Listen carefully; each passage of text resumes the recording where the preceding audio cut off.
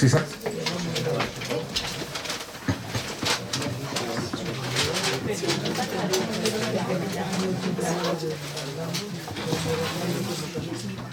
Buenas tardes, ¿se oye? Sí, se oye. ¿Se oye? Qué bien. Pues buenas tardes. Lo primero, dar las gracias a la librería Antonio Machado y a la editorial Alianza Editorial por favorecer esta presentación. Soy un fan de las presentaciones. Me gusta más cuando estoy de ese lado, pero no me importa estar de ese lado cuando estoy con dos tan buenos y queridos amigos. Porque una presentación es una manera de reunir a la gente que uno quiere, los amigos, ¿verdad?, en torno a un libro, y yo siempre la veo como una suerte de bautizo laico, ¿no? Es como que le damos entrada en sociedad, lo fachamos, ¿no?, al libro, ¿no? Lo fajamos, como decía Lucho Dalla, le damos entrada en sociedad al libro. ¿Y qué libro? El desierto, la retama y el volcán, Giacomo Leopardi, en selección, traducción, edición y anotación de Cristina Coriaso y con la revisión de Sandro. Entonces, hoy es uno de esos días memorables que seguramente, con los que seguramente Leopardi disfrutaría mucho. Podemos hacer un acto muy simpático, muy leopardiano, muy cuántico, muy schumpeteriano, y entonces creo que puede estar muy bien. Voy a empezar casi por el final, voy a empezar casi in extremas res, y hablando de poesía, que mejor que empezar con un poema, ¿no les parece a ustedes? La ciudad conmovedora, de un tal Jorge Guillén, en un viaje que hace desde su exilio a Italia y llega a Recanati, se queda fascinado porque todos sabéis, muchos sabéis que Jorge Guillén es uno de nuestros escritores más leopardianos, luego hablaremos de eso, ¿no? Y entonces escribe este poema para su libro Homenajes, La ciudad conmovedora. Desde aquí se contempla la hermosura de un espacio tan vasto que es ya el mar. Mar de colinas hacia un horizonte marino, se concibe el infinito, infinito que aquí se apoya y pesa. Este Hermocolle, que le fue tan caro, este Borgo natal donde una torre será ya para siempre la del pájaro. Passero. Es en soledad. Me emocionó. Passero, en soledad como el poeta. Así cantaba hasta morir el día. Y frente a la mansión del natalicio, he ahí la plazuela acogedora de aquel lieto rumore, tardes, sábados. Tal ciudad es solo un monumento. Entre sol y retama se consuma la gloria que han soñado los poetas.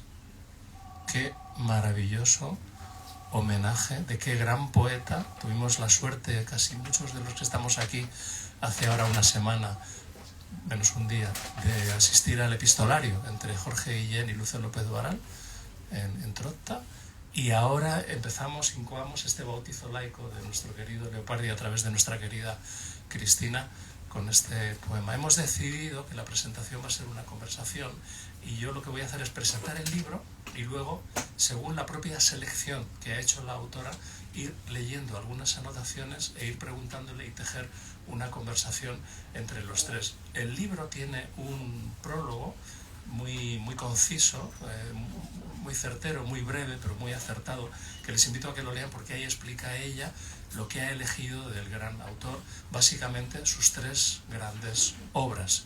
Aunque he leído por ahí que si solamente se hubieran conservado sus lettere, sería ya un grandísimo escritor. O sea, con eso ya estamos diciendo, y eso tú ni lo has considerado. Imagínense la calidad de quien estamos hablando, ¿no? Que yo creo que para nadie, en fin, y que me perdone Barbolani con Ariosto, ¿no?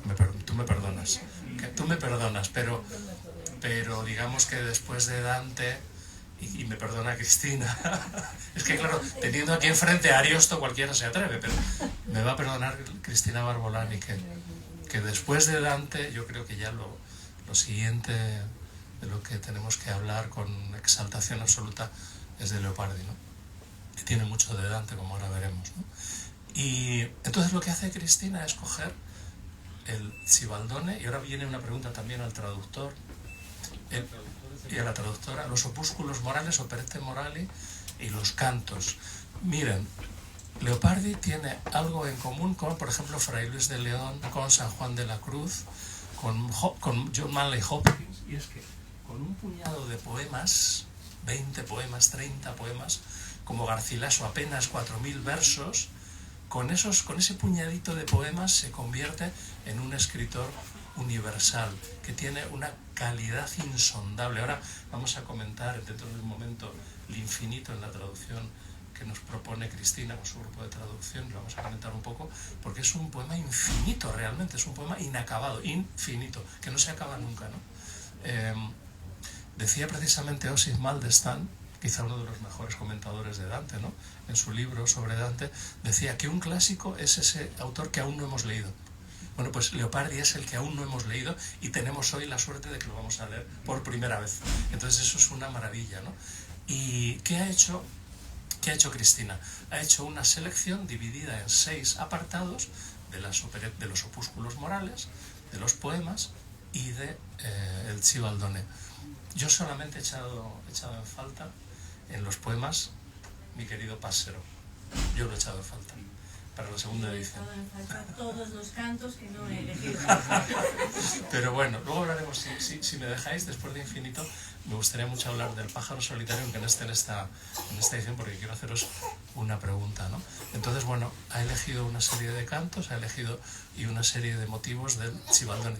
Primera pregunta, nosotros decimos opúsculos morales, decimos cantos, y sin embargo decimos Zibaldone. Totum revolutum, un saco donde cabe todo, a veces dices diario, mezcolanza. No nos atrevemos a traducirlo, lo dejamos en italiano, ¿verdad? Se ha convertido, o sea, introducimos el neologismo en castellano. Hablo con la traductora, Zibaldone. Sí, tradicionalmente los otros traductores de los Zibaldone lo han dejado tal cual, Zibaldone, que es una palabra que significa, pues eso, una agregación de manuscritos en donde cabe absolutamente todo, donde cabe toda serie de anotaciones estéticas, filosóficas, biográficas, como digo, muchas de ellas aforismos. Hay muchos aforismos en los Zibaldone. Se podría hacer un libro de aforismos, ¿no?, extrayendo aforismos divinos como el hombre maduro ve el hombre maduro ve la nada en todo y el niño ve el todo en cualquier cosita. Pues eso es un aforismo del Zibaldone, típicamente paradójico, ¿no? Típicamente con esa lógica de la paradoja. Entonces, no sé, tanto Rafael Argullol, que ha hecho una gran antología de los Zibaldone, o otros autores que han antologizado los Zibaldone, no han intentado traducirlo porque no es necesario, no tiene traducción. Cuando una palabra no se puede traducir, lo mejor es dejarla tal cual, porque es una cosa que tiene también unas reminiscencias renacentistas, ¿no? Cuando esta forma de escritura tan experimental, porque aunque no lo creamos, el Renacimiento era muy experimental en sus formas. Y bueno, no sé si tú quieres añadir algo. Pues nada, bienvenido Zibaldone bienvenido Zibaldone al idioma nuestro, ¿no?, de los leopardianos. Noi lo usiamo quasi familiarmente. Io a volte dico questo quaderno mio è uno Zibaldone, per dire che c'è di tutto, appunti di astrofisica, quelli di poesia, è diventato un po' una parola, diciamo, usata. Pues el libro se divide en 6 partes. La primera y la última son distintas a las otras 4, y ahora hablaremos de ello. La primera parte la titula la traductora, la editora, Teoría del placer, lo infinito, la nada. Ahí volvemos otra vez a estas paradojas leopardianas, ¿no? El tedio, el recuerdo. Y la última parte, que es exactamente el título, el desierto, la retama y el volcán, que luego explicaremos para los que necesiten la explicación. Y luego las otras 4 partes están hechas dialécticamente, como dualidades, como pares de opuestos, que reflejan muy bien esa manera de pensar y de sentir la filosofía y de pensar la poesía. Vamos a hacer el quiasmo nosotros también de Leopardi. Naturaleza y razón, naturaleza y arte, poesía y filosofía, ilusiones en plural, interesante, y realidad, ¿no? Entonces, no voy a empezar por el principio, sino que voy a empezar por el principio de la vida de Leopardi. Voy a leer una página, es un pelín larga, pido perdón, pero es que es impresionantemente importante. Es la que se refiere a la madre. Él habla de una madre como si fuese... como cuando dice, por ejemplo, Santa Teresa, tengo una amiga, y habla de ella, ¿no? Bueno, pues aquí Leopardi dice, lo voy a leer, y luego te doy la palabra. En el Zibaldone dice, ¿hasta qué punto también la religión cristiana es contraria a la naturaleza? Yo he conocido íntimamente a una madre de familia, está hablando de Adelaide, dice, he conocido a una señora, ¿no?, que no era nada supersticiosa, pero sí muy segura y precisa en la creencia cristiana y en los ejercicios de la religión. No solo no se compadecía de aquellos padres que perdían a sus hijos pequeños, sino que los envidiaba íntima y sinceramente porque habían volado al paraíso. Luego dice, cuando su marido se afligía al ver perder a alguno de ellos, dice, al ver a su marido llorar y afligirse, se encerraba en sí misma y experimentaba un verdadero y gran disgusto. Es muy precisa en los servicios que prestaba a aquellos pobres enfermos, pero en el fondo de su alma deseaba que fueran inútiles y llegó a confesar que al interrogar y consultar a los médicos el único temor que experimentaba era el de oír opiniones o pronósticos de mejora. Consideraba la belleza una verdadera desgracia.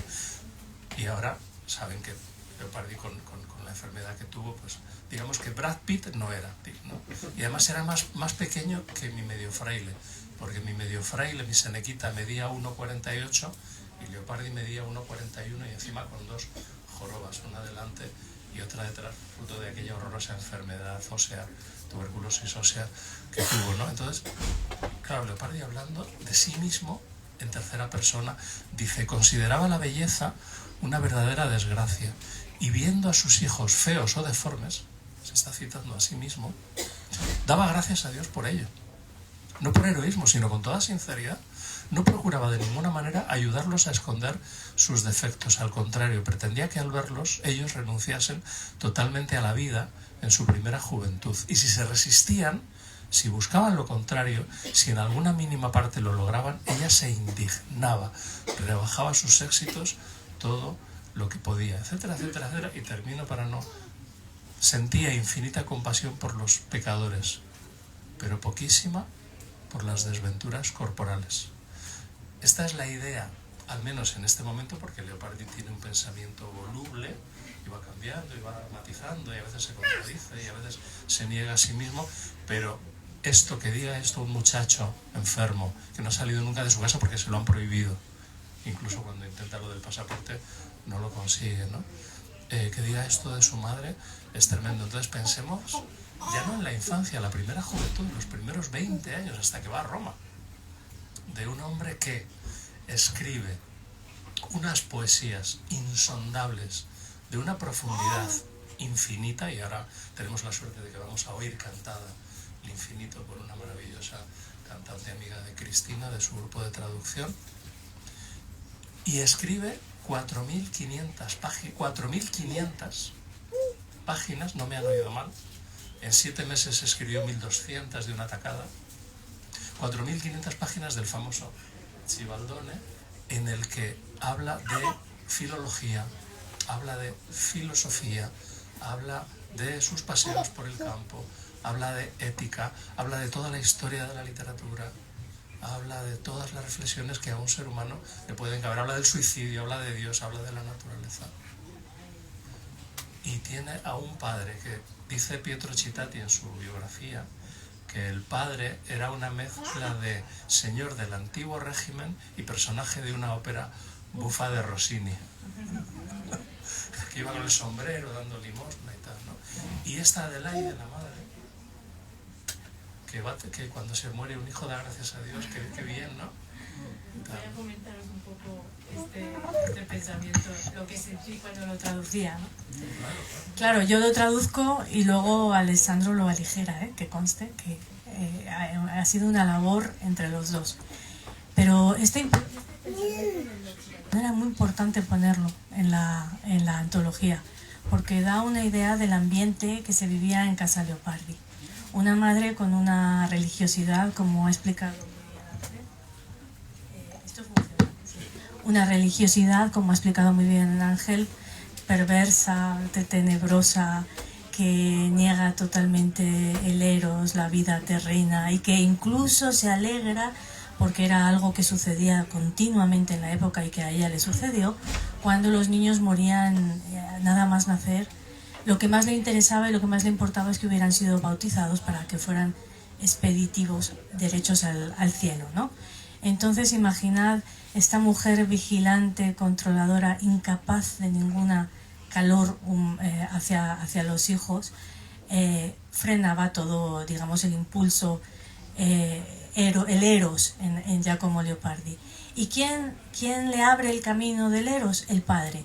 Porque el padre, a pesar de ser, como ha explicado Ángel, casi un personaje de ópera bufa con este catolicismo ilustrado, pues es un hombre con muchas ínfulas literarias, que ha reunido una biblioteca maravillosa de los espolios napoleónicos, y para el que, una vez que la mujer es la que controla completamente la administración de la casa Leopardi porque las finanzas no van bien, se dedica en cuerpo y alma a la educación de los hijos, que son 4 los que sobreviven, ¿no? Y obviamente ya como niño se convierte en un genio buscando el amor de su padre, indudablemente, buscando la aprobación y el cariño del padre, no tanto de los preceptores jesuitas, ¿no? Que tiene, que enseguida no tienen nada que explicarle ni nada que enseñarle, porque enseguida se convierte en alguien capaz de aprender las lenguas por sí solo y completamente, pues eso, primero es un gran filólogo y es reconocido siendo un niño, es un gran filólogo y es reconocido por importantes filólogos. Luego pasa a ser un traductor, traduce el libro primero de la Eneida, el segundo de la Odisea, y traduciendo poesía descubre que es un poeta. Traduciendo poesía se hace poeta y hace sus primeros pinitos, fingiendo ser, escribiendo textos en los que, por ejemplo, finge que ha sido un manuscrito encontrado en griego, ¿no? Y confundiendo a todo el mundo, porque ya es consciente de que él es un genio. Y bueno, he perdido completamente el hilo de lo que, porque como se puede ver, aquí estamos improvisando totalmente. Entonces era muy importante porque daba una medida del ambiente asfixiante que se vivía en casa Leopardi, y como Leopardi es el fruto, ¿no?, de la reacción a esos 2 progenitores tan especiales. Y entonces se hace poeta, intenta escapar de todo ese mundo absurdo. Él dice: nací en una familia noble en el lugar más innoble del mundo. Su definición de Recanati, ¿no? Y entonces durante 21 años está en una cárcel, como diría Borges, en forma de paraíso. Dice: yo he soñado el paraíso en forma de biblioteca, ¿no? Esa era su cárcel, era su paraíso. Es una paradoja, pero es que Leopardi es pura paradoja. Entonces en esa cárcel paraíso empieza a convertirse en uno de los más grandes filólogos europeos. Luego se convierte en un traductor impresionante, se empieza a cartear, mata al padre de alguna manera, lo sustituye por un mentor que es más o menos de la edad de su padre, Pietro Giordani, y a través de él, intenta escapar de alguna manera, ¿no? Quiere irse a Lombardía, quiere ver el mundo. Él habla, durante 21 años ha escrito sin salir de casa, ¿no? Entonces, pide un pasaporte, porque claro, en aquella época cada ciudad-estado era de su padre y de su madre, los austríacos, los lombardos, los otros. Entonces pide un pasaporte, de manera causal o casual la familia se entera y entonces muy malvadamente le dejan que se golpee contra la pared.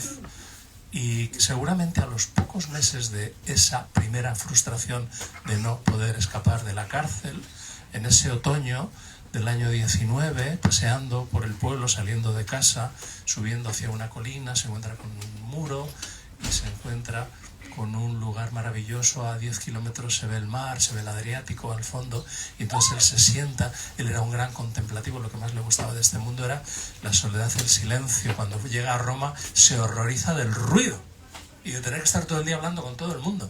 Está horrorizado, él necesita el silencio, una suerte de monacos, del que busca la unidad, de monje laico, clarísimo, ¿no? Si no, no hubiera sido tan inmenso poeta, ¿no? Y tan gran filósofo.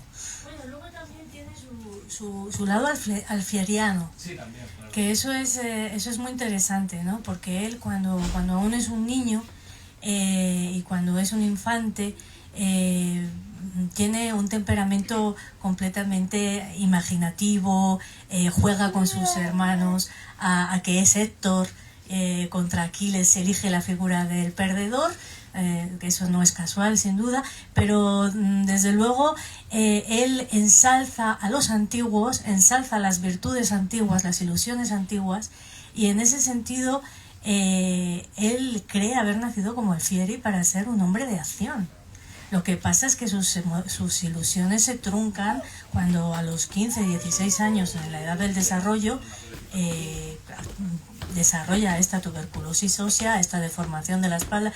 Entonces, tampoco hay que hacer un hincapié excesivo en el aspecto solo contemplativo de Leopardi, porque me gustaría saber también qué habría sido de un Leopardi sin tuberculosis ósea. Eso sí, se enfadaría conmigo porque él quería dejar muy claro siempre, y lo dejó por escrito en Orcibaldone, que su filosofía pesimista acerca de la realidad, del universo, del mundo del hombre y del mundo de la naturaleza, no deriva de su condición física, no deriva de ello, sino que esto le ha dado un instrumento perceptivo privilegiado para comprender lo que es así para todo el mundo, es decir, nuestra condición finita, nuestra condición precaria como seres finitos, ¿no? De hecho, el infinito en Leopardi no es un absoluto, es una inclinación hacia el infinito, es un deseo que tiene un aspecto material, biológico. ¿Y cómo es posible que de esa concepción surja un poema como El infinito? Porque el infinito está más allá de cualquier interpretación. Es decir, es inútil querer hacer del infinito un rapto místico y solamente eso, o querer hacer del infinito una exaltación alegórica de la nada, como ha habido otras interpretaciones, sino que Leopardi se mueve en ese filo entre el deseo, la consecución del deseo y la imaginación que nos permite ir más allá del límite establecido. Porque es la razón la que nos pone en condiciones de caer en la melancolía, en la nada, en el aburrimiento. Y el remedio a todo esto, como se cuenta en la historia del género humano, que seguramente habrás leído, la forma de combatir esa incapacidad del ser humano de obtener el objeto de su deseo es la imaginación. La imaginación es el camino que permite a Leopardi, a través de los cantos, pero también a través de las operette morali, a través de la escritura, dilatar de alguna manera el deseo en esa poética de lo vago y de lo indefinido, de la cual el infinito es la obra paradigmática, es el manifiesto. Claro, yo creo que para no dejar a la gente con la miel en los labios, vamos a aprovechar que tenemos aquí tu traducción y vamos a leerlo, ¿no? Entonces, imagínense a este muchacho que acaba de cumplir 21 años, otoño del 19, perdón, tiene 21 años en 1819, entonces ya saben que nació si no mal no recuerdo, el 29 de junio del 98, es decir, era Cáncer, igual que San Juan de la Cruz, igual que Petrarca. Igual que mucha gente. Ya sabía yo que había un y entonces, claro, él sale y tiene esta visión, ¿no? Este rapto, no místico, ¿no? Pero sí espléndidamente insondable, eso sí que podemos decirlo, ¿no? Entonces, Cristina, con muy buen criterio, creo que se cierra el círculo muy bien, muy leopardianamente, empieza los cantos, la selección dolorosísima de lo que ha tenido que dejar, los cantos con el infinito, y termina con la ginestra, con la retama, lo cual se cierra perfectamente el círculo, ¿no? Pues vamos a empezar por el infinito, ¿no? Oye, una presentación de libros, que empecemos por el infinito, es lo mejor que puede pasar. Pero quiero ¿no? decir una cosa. Di todo lo que Yo he querido poner el infinito aquí de mi taller de traducción y por supuesto los nombres de mis alumnos, porque traducir el infinito, ya traducir lo demás ha sido terrible, pero no me ha padecido mucho poner una traducción de mis alumnos, porque pienso que si traducir poesía es siempre imposible, en el caso del infinito pues es... Bueno, pues entonces aquí le damos la enhorabuena a Chiara Angeli, a Luchita Tajo, Julen Díaz y Alessandra Lucina, que son los que han traducido en el máster de traducción con Cristina este poema, que dice así en la traducción de ellas, dice así: siempre cara me fue esta yerma loma y este seto que de tanta parte del último horizonte la vista priva, mas sentado admirando interminables espacios tras de aquel y sobrehumanos silencios y profundísima quietud, yo en mi mente invento, tanto que casi turba el corazón. Y al oír el viento murmurar entre estas plantas, yo aquel infinito silencio a esta voz voy comparando y me alcanza lo eterno, las edades muertas, y la presente y viva y el canto de ella. Así, en esta inmensidad anega el pensamiento y el naufragar me es dulce en este mar. No se oye. Pues eso,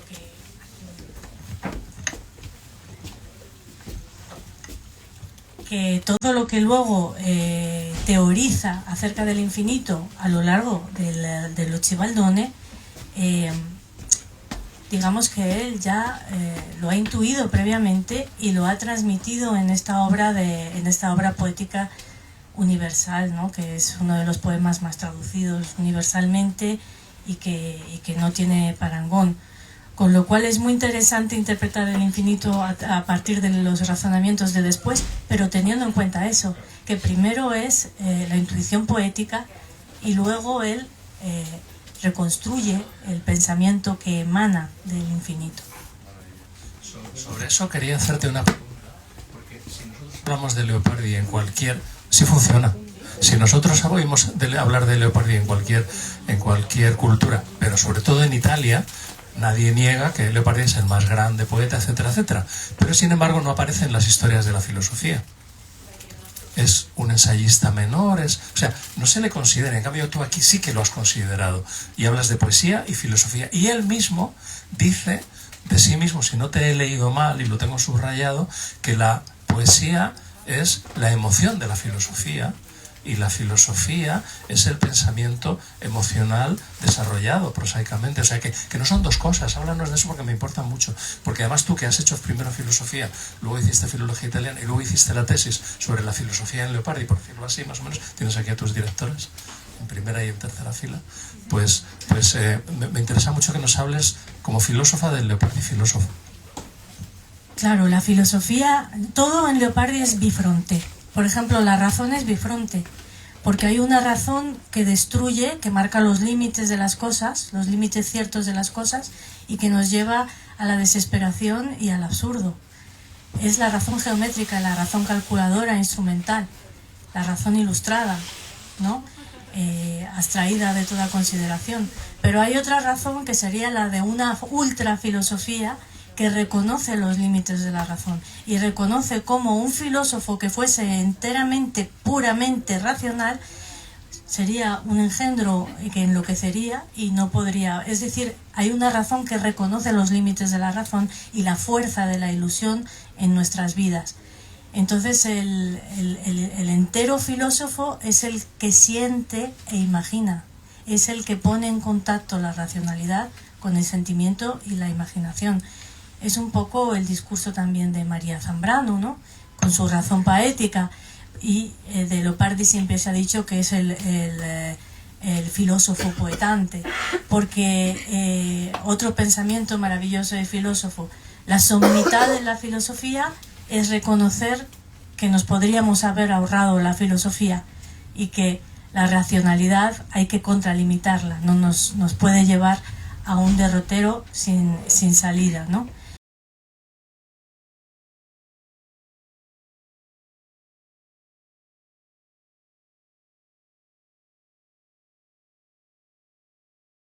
En lo que se refiere a los términos, hemos conservado los arcaísmos, los cultismos, no hemos perdido nada. Es el abigarramiento de la sintaxis leopardiana, que a veces es latina, que a veces es completa, sobre todo en las operette morali. Otro tipo de dificultad nos hemos encontrado en los Cibaldone, donde, como acaba de decir él, ahí se trata de un pensamiento escrito a penna corriente, que quiere decir, según Leopardi iba pensando, pues iba escribiendo. Un precursor de Cortázar, realmente, o sea, es una rayuela infinita. Sí, de hecho, desde el punto de vista formal, lo Cibaldone, del que yo he antologizado solamente pensamientos del 17 al 20, y va del 17 al 32, es importante decirlo, lo Cibaldone es un hipertexto posmodernísimo, porque resulta que está todo fechado y está todo señalado por el número de las páginas de los manuscritos, y luego el propio Leopardi produce una serie de recorridos, se llaman polizzine non richiamate, es decir, temas que uno puede recorrer dentro del texto siguiendo esos recorridos de números, ¿no? Porque además, aparte de que algunos pensamientos se remiten a otros pensamientos, con lo cual ya veis la estructura casi hipertextual y posmoderna que tenía lo Cibaldone, de un libro del que él quería extraer libros, y de hecho solo extrajo uno, que son los pensamientos. Y bueno, yo quería decir nada más eso, que ha sido una pelea, sí, pero creo que la pelea ha valido la pena, porque no hemos perdido los cultismos, no hemos perdido lo vago, lo peregrino, lo que podíamos considerar el lenguaje leopardiano, pero al mismo tiempo lo hemos hecho legible. Esta no es mi primera experiencia. Yo ya traduje el discurso sobre el estado de las costumbres de los italianos, y en ese caso opté por otro tipo de metodología traductológica, es decir, yo en ese caso quise que el lector leyera a una especie de Becker, ¿no? Que leyera un lenguaje marcado históricamente, y no saltarme absolutamente ni una coma de lo que era el lenguaje leopardiano. En este caso, sin embargo, creo que hemos hecho una cosa mucho más fresca, mucho más legible, pero sin perder y sin sacrificar, porque me iba la vida en ello, vamos, y sin sacrificar absolutamente nada del estilo, del léxico, de la complejidad del pensamiento, como has dicho tú. Para mí, en cuanto a la poesía, ha sido otra cuestión completamente. Aquí, pues, sencillamente yo he intentado seguir un poco la métrica y la silabación, y luego ser lo que se pudiera sencillamente comprender. Y bueno, no sé, he hecho lo que he podido. Creo que lo importante era que en este pequeño opúsculo cupiera algo muy representativo de Leopardi, y tenía que estar la poesía, tenía que estar el infinito, tenía que estar los 300 y pico versos de la Ginestra, que bueno, yo he traducido como he podido. Creo que esto ayuda también a que el pensamiento de Leopardi llegue, porque Leopardi es, como ha dicho Ángel, es un gran pensador, eso es innegable. Poco a poco se va reconociendo, y en España no es lo suficientemente conocido, no ha sido tratado con justicia, digamos. En otros países como Alemania y Francia, Leopardi es popularmente conocido, y aquí, sin embargo, a pesar de los cultores españoles que ha tenido Leopardi, ¿no? Hemos mencionado a Guillén, pero tantísimos otros, no ha sido así. Y es que Leopardi tiene un pensamiento para la actualidad fundamental, porque se puede decir que es un poshumanista ante litteram, es decir, es uno que combate no solamente el historicismo de Hegel, ¿no? Y las ideas de la filosofía de la historia, que luego tienen también su versión positivista, es decir, la idea de que el género humano va hacia el progreso ineluctablemente y que gracias a la tecnología vamos a llegar a ser todos felices. Unas ideas que hoy en día tienen también su expresión en el llamado transhumanismo. No sé si habéis oído hablar de él. Pues de todo esto Leopardi es un triturador, es un destructor, es uno que ya en el siglo XIX entendía perfectamente el error de poner al hombre en el centro del universo, porque la necesidad de tomar en cuenta el universo post-copernicano y cómo somos una nada en un granito de arena en medio del cosmos. Y esto lo expresa bellísimamente en su obra poética y lo razona en su Zibaldone y en sus operette morali. Y por este antiantropocentrismo es un pensador que podemos leer hoy disfrutando de la belleza, porque claro, en él filosofía y poesía se fusionan como lo hacía como casi en ningún otro, ¿no? como en Lucrecio, ¿no? Que es el autor con el que lo comparé en mi tesis, porque fue muy importante la influencia de Lucrecio en Leopardi. Qué gusto da oír a Cristina, ¿eh? Es una maravilla. Vamos a hablar de los amores de Leopardi, pero no de las señoritas estas que se encontraba de vez en cuando y les hacía los poemas, ¿no? Vamos a hablar de los amores de verdad. Homero, su primer gran amor, canto 8 de la Ilíada, se queda fascinado por esa luna en las afueras de Troya. ¿Quién no? Yo he estado, tengo aquí gente que hemos estado en Troya y hemos leído la Ilíada in situ, recordando a Leopardi. Y primero el gran amor es Homero. Dante es un grandísimo amor, pero fíjense, los ve, es un chico humilde, un chico listo, los ve inalcanzables a los dos. Y en cambio se atreve con Virgilio, se atreve con Tasso, porque con Dante y con Homero no se atreve, pero con Tasso, a quien admira, seguramente también lo compadece, la vida que lleva Tasso. Y entonces él está muy cercano a Virgilio y a Tasso, ¿no? Son como sus dos grandes poetas de referencia, y los dioses son Homero y Dante. Creo que esa es una idea que podemos tener. Y luego, filosóficamente, yo creo que hay un pensamiento que viene de Dante, del Dante, digamos, filósofo también, del Dante del convivio, claro, que el convivio es una especie de Zibaldone, sin una especie, un Zibaldone. Entonces, que también muy, digamos, cortesiano, o sea, el convivio porque paró, porque ya había escrito 500 páginas en italiano, analizando sus rimas, y decide que no, que lo que tiene que hacer es otra cosa. Es decir, decía María Zambrano, que lo podía haber dicho Leopardi, que cuando los filósofos van, los poetas vienen. Entonces Dante se dio cuenta de que no quería ir, quería venir, y por eso deja el convivio y le cae encima la comedia. Y todo eso nuestro amigo Leopardi lo tiene clarísimo, lo admira muchísimo, admira el Dante del convivio. Pero es que luego hay una línea, pasa por Petrarca, que va por Machiavelli, muy claramente, pasa por Spinoza, el Deus Ibi Natura, que ahora debe preguntar, y llega a Rousseau. Creo yo que esa es una línea filosófica en la que él se encuentra razonablemente a gusto, ¿no? Entonces, como ven ustedes, Leopardi ha elegido muy bien, no tanto sus maestros, sino con quienes se enfrenta.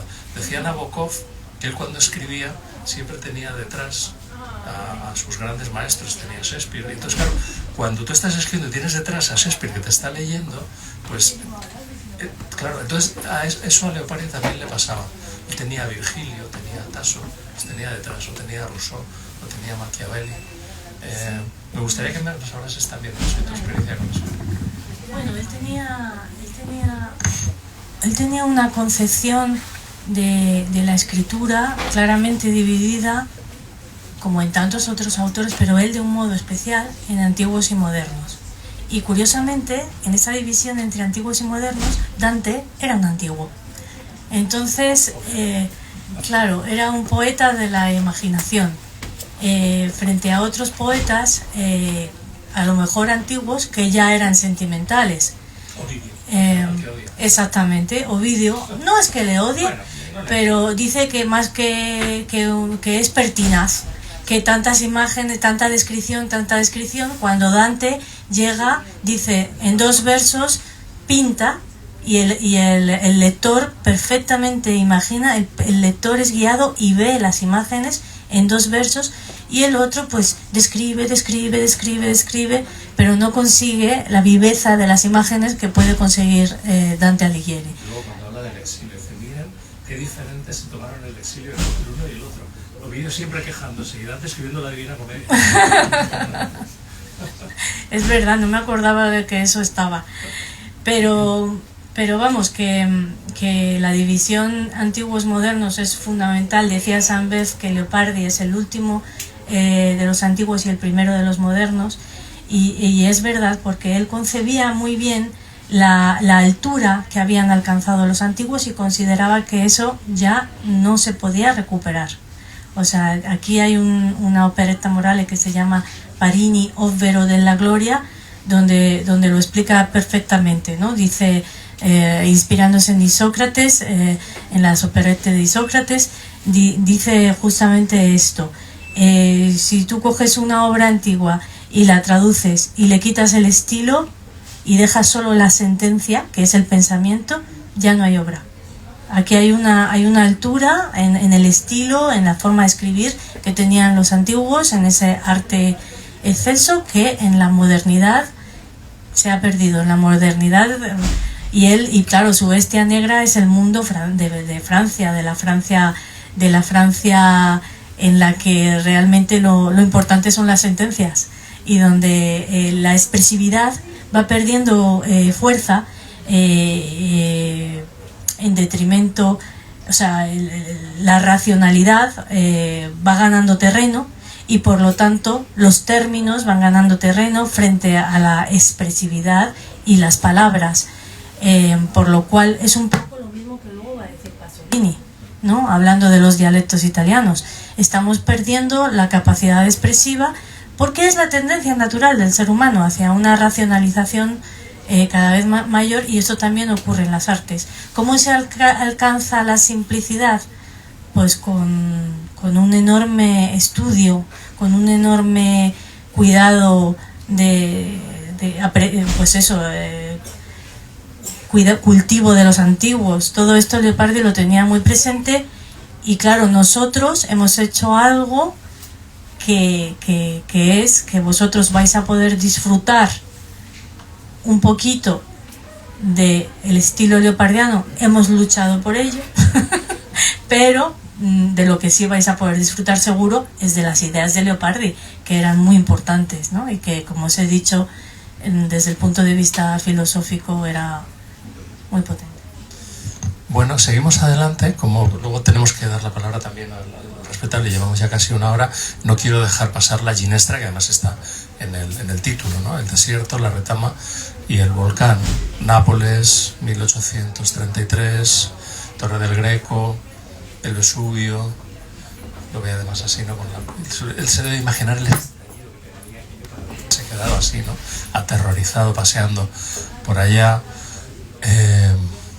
Y entonces ve el volcán y ve la lava y sabe que debajo, antes de ayer, porque las excavaciones de Carlos III habían sido antes de ayer para él, ¿no?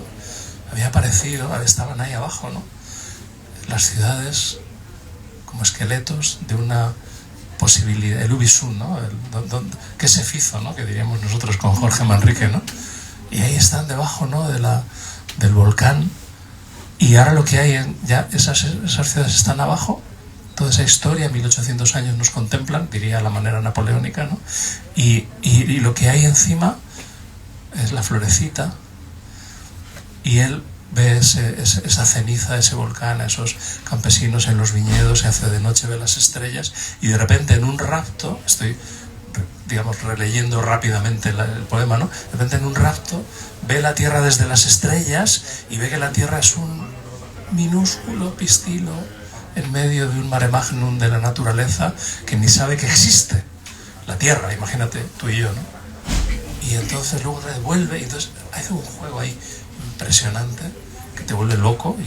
Dice, de hecho, lo que he podido. No digo lo que es traducirlo, vamos. Claro, dice, hecho lo que he podido, es una maravilla. Yo me la he leído miles de veces, la traducción tuya. Me estaba acordando, querida, porque hemos tenido grandes leopardianos en España.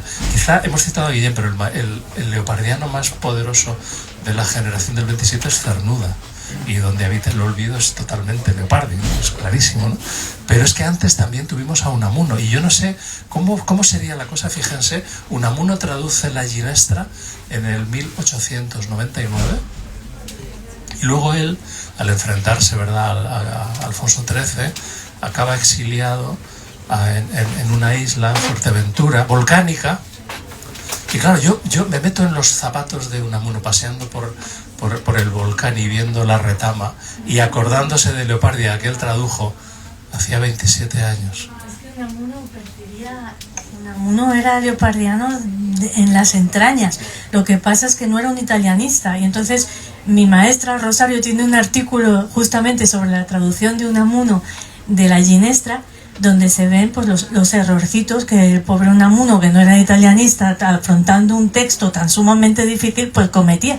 Pero lo que era en el sentimiento y en la interpretación del pensamiento, claro, Unamuno era totalmente leopardiano. Yo últimamente, ya que hablas de las afinidades, pues yo últimamente he sido invitada en el Centro Nacional de Estudios Leopardianos a comparar a Leopardi con un autor español del romanticismo, y buscando, pues, y ayudada por mi maestra también, al final nos dimos cuenta de que Rosalía de Castro, y empecé ahí a leer a Rosalía, y hasta me metí en la biblioteca de Rosalía, la del marido, digamos, donde se conservan, y descubrí que había una edición de un tal Dubois donde se parafraseaba a Leopardi en francés.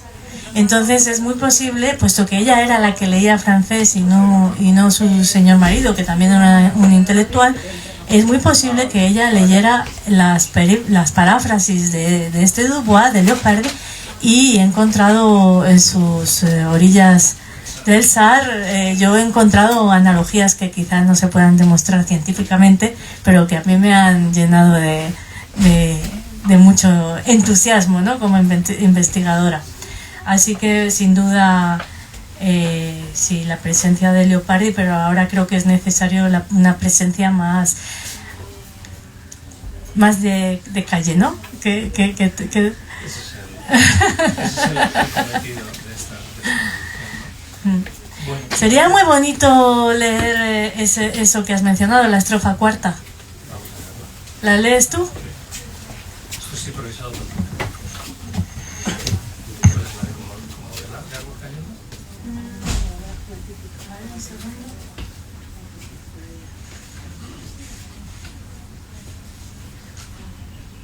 A veces a la orilla. Es la parte contemplativa idílica de la Ginestra. Es la página 303. Al final, en el inicio de estrofa, dice la traducción de Cristina de este pasaje de la Ginestra. A veces a la orilla, que asolada de negro viste la pétrea ola y casi ondea, me siento por la noche, y sobre el páramo, en purísimo azul, veo en lo alto llamear las estrellas, a las que de lejos hace espejo el mar, y todo en torno de centellas al vacuo sereno brillar del mundo. Si los ojos a esas luces apunto, que a los mismos les parecen un punto y son inmensas como un punto, frente a ellas son tierra y mar de veras, para las que no ya el hombre sino este globo donde los hombres no son nada, extraño es del todo. Y cuando miro aquellos aún más, sin un fin, remotos, casi nudos de estrellas, que nos parecen niebla para los que no el hombre y no ya la tierra, más todas juntas en su infinito número y su mole, y con el áureo sol nuestras estrellas son ignotas o parecen como un punto igual que la tierra para ellos de luz nebulosa. a mi pensamiento, ¿qué pareces entonces, oh estirpe del hombre? Y recordando tu estado aquí abajo, ¿qué testimonia el suelo que piso? Y por otra parte, que te crees reina y fin, dado al todo, y al notar cuántas veces fantasear te gustó en este oscuro granito de arena, al que llaman tierra, que por tu causa de todas las cosas los autores bajasen con placer a hablar, y al recordar que los burlados sueños, renovando a los sabios insulta incluso la actual edad, que en saber y en civiles costumbres a todas adelanta. ¿Qué sentir mortal, prole infeliz? ¿Qué juicio al fin sobre ti a mi corazón convence? No sé si risa o piedad prevalece.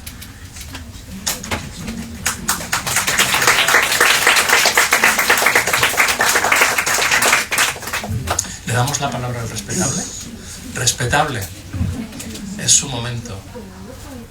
Todo lo que quiera saber sobre Leopardi nunca se habían atrevido a preguntar.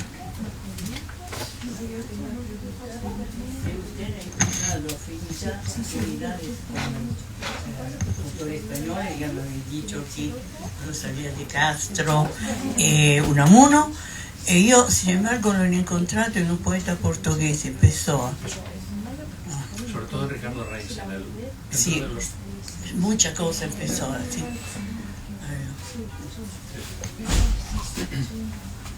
¿Alguien quiere helado? Yo creo que por alusión es la maestra. Bueno, me ha gustado muchísimo.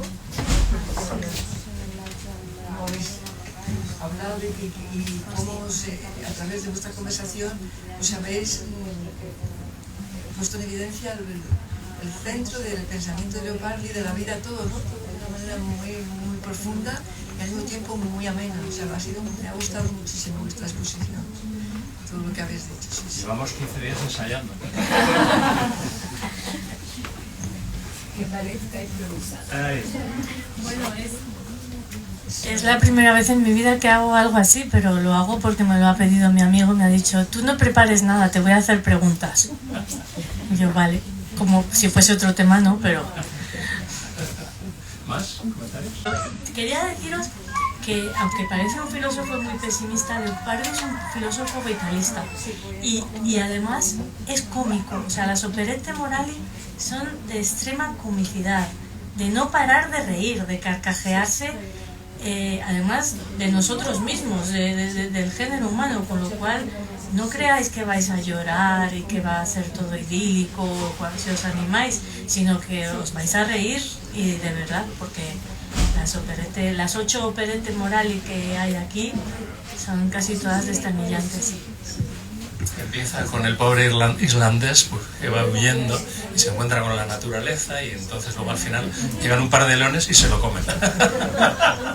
Podría haber hecho cualquier otra antología, porque aparte de algunas cosas, el infinito, la ginestra, pero es lógico que Leopardi es tan alto en todas sus producciones, incluso en sus apuntes, donde está en la matriz de su genio, que por lo tanto yo podría haber hecho otra lección. Lo que pasa es que para mí tienen una estructura, para mí tienen un sentido. Las operette que hay son la historia del género humano, que es el proemio, Diálogo de la naturaleza de un islandés, Parini o de la gloria, que es muy importante para el tema de la oposición naturaleza-arte, el cántico del gallo silvestre, que era en la primera edición de las operette morali era la última operetta, luego se escribieron otras más, pero estaba pensada para cerrarlo, el fragmento apócrifo de Stratón de Lamsaco. Estas dos operetas forman como una pareja, porque la una es el fin del mundo según la poesía y la otra es el fin del mundo según la filosofía. Entonces se complementan muy bien. Y luego el diálogo de tu amado Torquato Tasso con su Eugenio familiare, y la apuesta de Prometeo, que es desternillante, pero cruel, y el diálogo de Tristán con un amigo, que es el verdadero final de las operette morali. La de Prometeo es que te mueres de la risa. Es una carcajada cuando le van a poner el laurel. Es que te mueres de la risa y luego viene.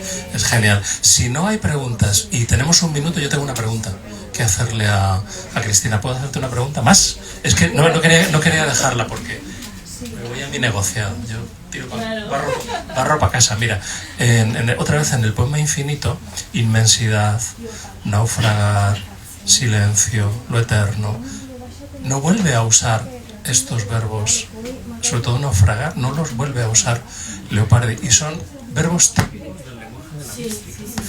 Y Juan de la Cruz, y tú lo sabes porque te lo pasé, en Los Dichos de Amor y Luz, que es un libro suyo que yo ahora estoy poetizando, me venía Leopardi para poetizar a San Juan de la Cruz, y no creo que eso sea una paranoia mía, sino que tiene sentido. Sí, es un rapto místico, pero no estaba en Leopardi la idea de que había tenido una fusión con Dios, ¿vale? Si podemos llamar a algo rapto místico al margen, exacto, es una experiencia oceánica, como explicaba el otro día Luce Pérez López Rival, que es una experta en el tema y que sabe lo que no está escrito. Pues es una experiencia oceánica, no hierofánica, y por lo tanto sí, se puede engrosar, puede estar perfectamente dentro de los especímenes de la experiencia oceánica a lo largo de la literatura con Fray Luis, con Pascal y con San Juan. Absolutamente. Lo que pasa es que Leopardi es tan grande que intentan etiquetarlo, y entonces todo el esfuerzo de los críticos, de algunos críticos, es que no nos lo etiqueten, ¿no? Porque claro, se puede hacer de él un platónico, se puede hacer de él un aristotélico, se puede hacer de él un heideggeriano, un nihilista sin esperanza, y eso no lo es, porque no hay nadie que defienda las ilusiones, aunque éstas sean sombras, como lo hace Leopardi, ¿no?